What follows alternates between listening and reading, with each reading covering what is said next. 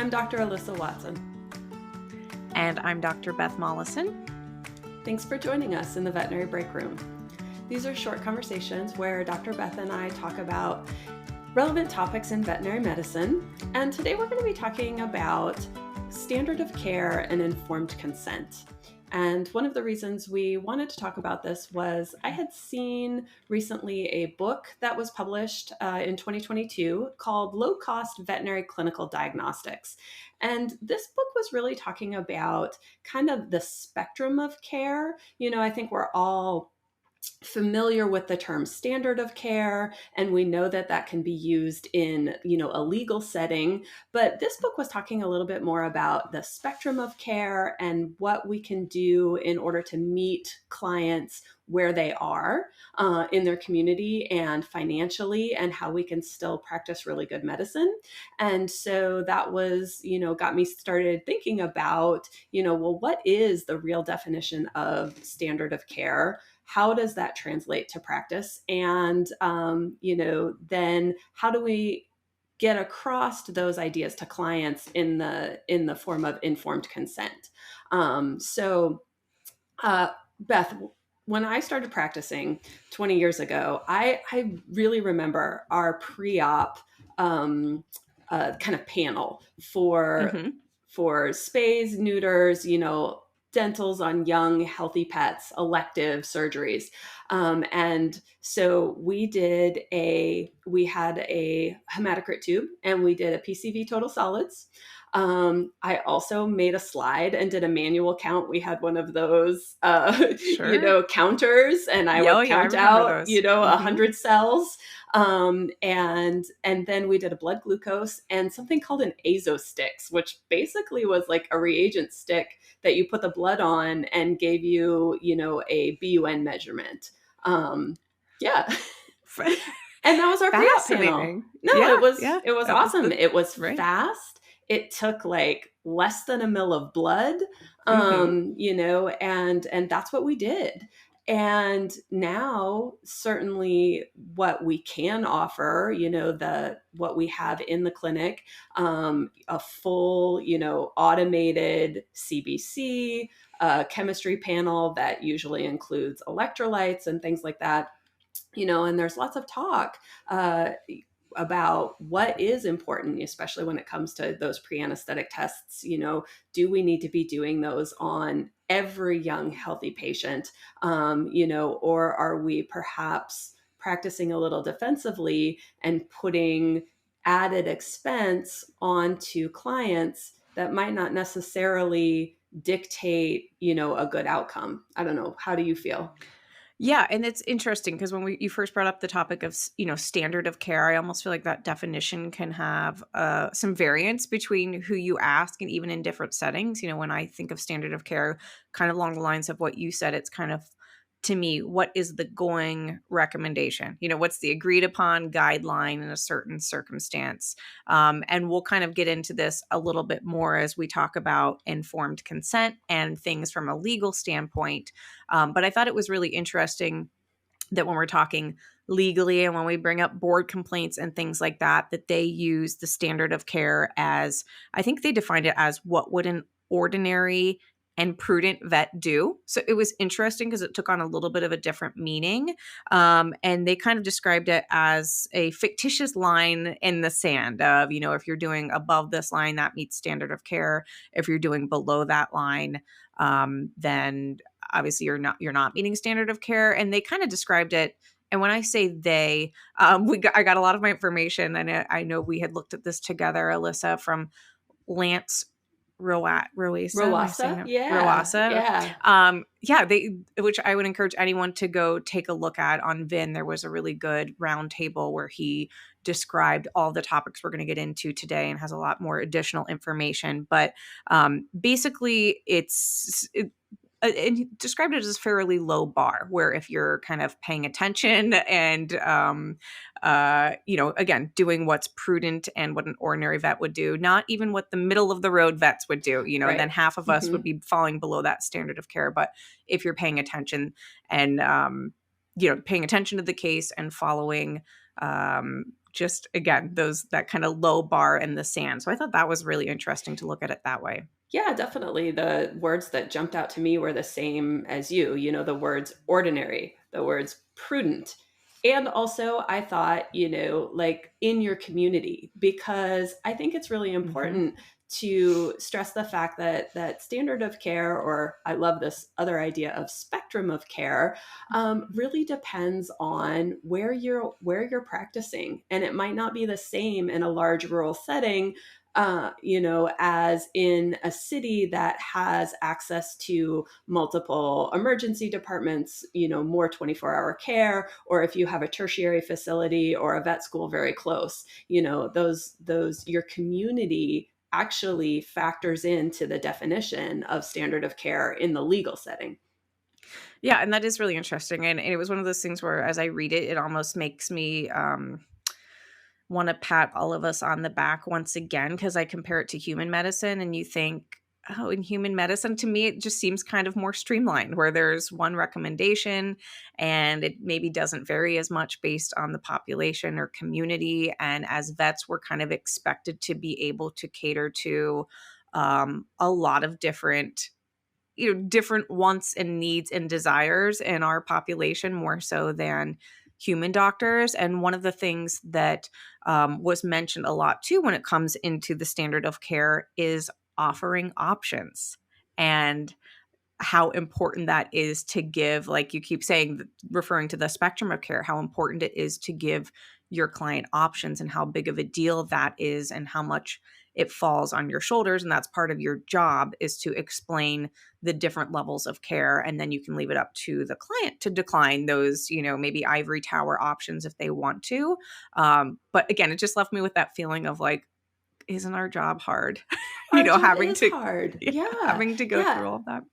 And we deal with not only that, but we deal with a large spectrum of the way that people see their pets. Some people see Hmm. their pets as family members, and other people see their pets more in a working capacity, or as, a something that they love and they care for, but not necessarily on the same level as, they don't consider them quite family. And we need to be cognizant of that, and bring that into our conversation, because we can't make assumptions that anybody feels about their pets the same way that we do. um, and the other thing there too, a big thing is obviously, there is a threshold of doing no harm. You can't, let someone decline pain medication, or something, that could potentially cause, be looked at as abusive, or cause, real harm to the animal. And so while you can definitely offer options, there is a place where you have to draw the line. And then in those cases, you still can't make an owner do anything, but that's a place where you really want to be sure you're putting in your record, declined, against medical advice and things like that. Yeah, absolutely. And do you feel like, Alyssa, I know, in my background, I feel like I was kind of conditioned to offer one level of care first. Like, this is my recommendation. I'm going to make a strong recommendation. I'm not going to flounder around with different tiers of recommendation unless the owner expresses for some reason that they desire that. But reading all of this information, it really made me feel like maybe that was not good enough. I don't know. Are you used to offering kind of that spectrum of care initially, or do you find yourself kind of going in with one set treatment plan? So that's something that has changed a little bit. And I think it changes based on uh, where I've practiced and Hmm. kind of what the practices culture was. I have definitely worked at places where there was a push to kind of remove the doctors from that talk about money. And money needs to be a part of these conversations too. That's another thing to really stress. You can't assume that, someone's financial situation. Don't make assumptions about what they will or will not pay for, but you do have to inform them of costs, because that goes into this idea of informed consent and what path they're going to choose. And so I can see both sides. I can Hmm. see from the standpoint of, well, as a doctor, I want to be recommending what I think is the best thing no matter what the cost is, and not making assumptions. On the flip side, I think that after, reading through some of these things about informed consent and a way to protect yourself, starting out with, okay, there's different ways that this can be handled. And they're going to be at different price points, and they're not all going to be optimal, but we're going to choose the one that works best for you. And possibly leading with that might save time and energy than this back and forth, sending a technician in, having them go through the estimate, having the technician come back out and say they can't afford this, and me going back into the room and saying, well, what can we afford? And so there's a lot of back and forth there that I think can lead to clients feeling pressured, or that, we've talked about this before on the podcast, the vets are only in it for the money. And so if we keep coming back in and saying, well, how much do you have to do this? I can see from a client standpoint where that might feel like they are being pressured, and that we're not thinking about the best interest of the pet. All we're thinking about is the financials. How do you do it? Yeah. And I mean, of course, every situation is different in every different medical issue. Obviously, if it's a pet that is unstable, you're going to be recommending the things the pet needs, and that's it. If it's a dermatologic case, then maybe you do have different tiers of offerings. And I feel like, again, with my background, the mentorship I've always been taught was kind of just to present that top tier essentially plan. And our practice that I've worked at is very good at being upfront with costs, which I think is very beneficial for everybody involved. I know some practices, the pet owners are kind of blind to the cost until the end. And I don't even know how that works. At least, in our situation, we go over every cost beforehand. But yeah, that was, reading about, and again, a lot of this advice comes from the standpoint of avoiding or what, if a board complaint were to be made, what will you have had to have done to come out, on the top of that complaint? And like you said, including cost every time and all of the different options, and going over risks, of course, was another big thing when it comes to board complaints, which, I mean, honestly, my biggest takeaway from all this is I have not given nearly enough thought to practicing defensively. I think I've always thought about how important those medical records are and documenting things, but there's so much more that goes into the verbal conversation that's recommended to be had with the client in order to, if there was a board complaint, to really prove that you have met that informed consent. So are you the person that is usually having those conversations with the client about the estimates, or is that something that, technicians or veterinary assistants in your practice generally do? Yeah, I feel like generally our method is the doctor will talk about the treatment plan in detail, including, potential risks and things like that. And then support staff will talk about the cost aspect of it. Usually if we're talking about, if I'm offering referral, I'll be the one to throw out numbers as far as estimates for that sort of a thing. But if it's something we're doing in-house, then they'll go over the detailed estimate. But what about you? What? Yeah, no, I think that's good. That's like kind of a nice hybrid between the two of them, where you can still kind of, like you said, keep yourself out of the nitty-gritty of the cost, but making sure that you are talking about those risks and why the reasons that you want those tests. So going through what you'd like to do and the reasons you want to, and then I'm going to have, the veterinary assistant or the veterinary technician come back with a detailed estimate so that the costs of everything we just went through, I think is kind of usually my phrasing when, right. when I say spell it out a little bit. Yeah, exactly. And just to give a little clearer definition, the informed consent, basically you can think of it as an "I told you so," kind of that informing clients before it happens. And they did spell out 4 steps. So informing the client of the, what you want to do, going over the risks. Another thing that got my attention was asking if they have questions, and how key that is if there's a board complaint, to document that they didn't have any further questions, you answered all their questions. And then step 4 is to actually receive consent. So some sort of recognition, a nod of approval that they know you're going to execute on these things. So I thought that was very interesting. And then, of course, we talked about including costs throughout that process of the different options and costs for approving the cost of what you're about to do. And it did, one of the situations that I kept coming back to, and I don't know how it works in your practice, Alyssa, but surgeries and things that are dropped off, Mm-hmm. and how tricky that can be. Because I know in our, I've seen situations where people wind up doing surgery on a pet where maybe the doctor themselves has never talked to the pet owner, hasn't talked to him that day, and just how tricky that can be in a busy practice to try to go through informed consent, maybe for some of those drop-off patients or those surgical patients, and just how important it is that if you're not the one talking to the pet owner, that you have staff that is well trained. And the other interesting thing was how a lot of those, informed consent forms don't always hold up in court, that often they're too generic or don't have the right wording, so that we shouldn't be relying on those, and that we really need to have that kind of verbal conversation, which I thought was interesting and a little bit scary from that standpoint. I'll tell you, it's funny because, I've stepped back so much from clinical practice and now I only, have a few shifts a month.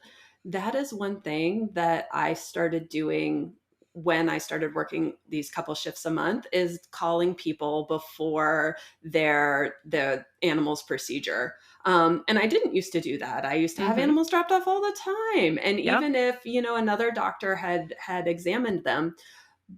But this makes me feel, because usually I had at least some, relationship with that client. I'd Sure. seen their other animals or something like that, and so from my standpoint, this was something that made me feel better too.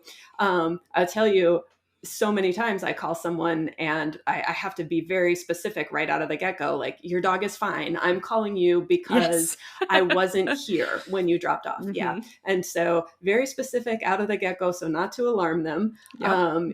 And a lot of times I just say, hey, I'm the doctor, I'm the doctor. I know I wasn't here when you dropped off. Do you have any questions? And Right. I just wanted you to hear my voice. I just wanted you to know, I've looked at your animal. I looked at the blood work. That's another time I'll use to say, oh yeah, the pre-op blood work looked great. We're going to go ahead. Or if there was something, that was a little off, but I didn't feel that it was, necessarily meant that we needed to postpone the procedure, we would go through that with them. And then just, getting that one more okay. It reminds me, it reminded me of a funny story. We worked a lot with a rescue at one of the practices that I worked at. And there was a little dog that came in with a laceration through the rescue, and he needed to be neutered too. And so I had put together an estimate, and this particular rescue like to communicate mostly through text. They were always busy. It was difficult to get a hold of them on the phone. And so we were very used to texting back and forth about things. And so I put together an estimate for the repair. And also I was like, well, we may as well get him neutered. And, I sent a total and I said something like, is that okay? And I don't know if the head person at the rescue was just having a bad day that day or something, but she texted me back an angry face emoji. and Oh no. Yeah. And so I don't know if she was like upset about the price or whatever, or just the fact that the dog had to go through it. No, she really meant it. And, but it was funny because I literally sent back, I'm like, I'm going to need a yes or no, because I don't understand if that means go ahead or not. Like, and so then she just texted back yes. So God. So I feel like my toddler gets a hold of my phone and sends responses like just an angry face. So that's too bad that it came from her. But that was an interesting point that too, they said, like, even just giving the information is important. And then even if it's via text, just as long as the owner does give you a yes or an okay or whatever the case might be, that tends to hold up in court. Again, none of this is legal advice or just what we've read. And it's funny, Alyssa, because I have the exact same experience where as a young new grad, I don't know if it was our optimism or what, but same thing. Like if I had a relationship with the pet owner, I wasn't worried about talking to them that day. I'd dive right into surgery. And in recent years, I've started every morning, everyone gets a phone call. And I've also learned the first thing out of your mouth is, Fluffy's doing great this morning. If you don't lead with that, then they're angry because you've scared them into thinking that the surgery went poorly. But just something that I find interesting. Don't you find people love that phone call? Like I do.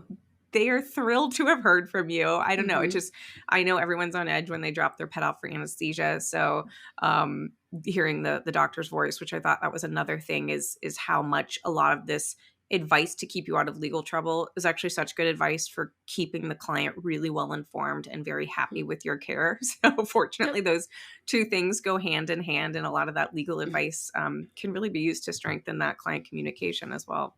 Yeah. And I think that we've talked about this over and over in other capacities on the podcast. So much comes down to communication and active listening to what the client says, being able to, provide that feedback and making sure that we're really listening to them. Mm-hmm. Another just few interesting tidbits I found from listening to that roundtable was that there are a few situations that continually get brought up as board complaints where vets are not doing their due diligence. And that was surrounding NSAIDs, which was not too surprising because I think we all get very complacent with that. And there was a relatively low risk profile, but it is an existent risk. There is still a significant risk profile. And then around C-sections, there's a lot of things that can go wrong there too, and maybe people that would be more motivated to make board complaints. So I just thought those were interesting call outs to our audience, really making sure you do your due diligence with informed consent and some of those situations that you might be more complacent with. No, that's good advice. So, well, that kind of brings us to the end of our discussion today. So I was wondering, do you have any wins? Wins of the week. This is always a struggle for me as maybe not a natural optimist. But I'm going to go this week. Was yesterday I got to see 2 of my vet school classmates who I do not usually see. So I love my vet school class. I feel like we were a very bonded bunch. There are several classmates that live in town that I get to see a lot. My best friend that lives out of town is from vet school, and I get to talk to him a lot. But yesterday I got to see 2 that I don't see very often. One happened to be in town, and one I just don't get to see very often. And so that was wonderful. There's just nothing, to me, there's nothing like getting to talk about the vet school days with somebody who remembers them and getting to reminisce about all that. So that's going to be my win for the week because it was just a highlight. What about you, Alyssa? That's crazy. I think it's crazy that you said that because actually my win was going to be, they have been building this huge venue here in Las Vegas called the Sphere. It's going to be the largest spherical structure in the world. And the headliner, the first band that's taking up residency there is U2. And I have never seen U2, and I was excited. And so I booked tickets for U2, which was a whole nother story. It was very difficult, and they were expensive. So I will be working some extra shifts. But I posted on Facebook that I got U2 tickets. And one of my vet school classmates, his wife is a huge U2 fan. She was in the class behind us. And so she messaged me and she said, well, we're going to come too. And so they got tickets the same night we did. And so we're all going to be going to U2 in October. Yes. Oh, that sounds fun. Double the fun. Concert and surprise visitor. Yeah. I love it. So that's great. So, well, I want to thank everyone in our audience for joining us. I hope you guys enjoy these conversations. They're definitely stuff that sparks interest between Beth and I, and I love to be able to just sit down and hash them out with you. Absolutely. Our own little break room here, Alyssa. So we will see everyone next episode. Thank you for listening to today's episode of the Veterinary Breakroom. If you enjoyed today's episode, you can find us wherever you listen to your favorite podcasts, including a video version on YouTube. While you're there, make sure you subscribe, rate, and review. You can also listen or watch our podcast episodes on our website at cliniciansbrief.com/podcasts, or drop us a line at podcasts@briefmedia.com. Veterinary Breakroom is a Brief Media production. Produced by Alexis Ussery and co-hosted by Dr. Alyssa Watson and Dr. Beth Molleson.